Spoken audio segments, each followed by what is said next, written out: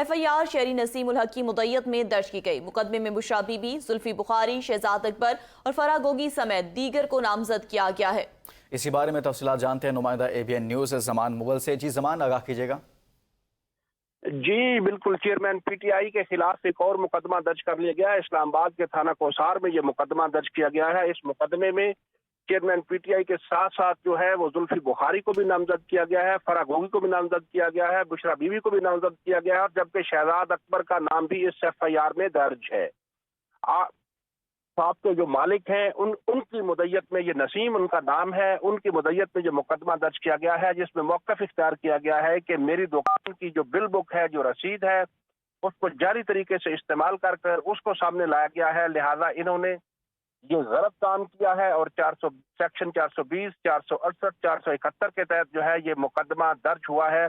और इस मुकदमे के हवाले से ज़राए का ये कहना है कि अगर चेयरमैन PTI आज नैब में पेश होते तो उनकी वाज़ेह गिरफ्तारी का इम्कान था और इस मुकदमे में उनको गिरफ्तार कर लिया जाता। जी ठीक, बहुत शुक्रिया। ज़मान मुगल इस हवाले से आगाह कर रहे थे।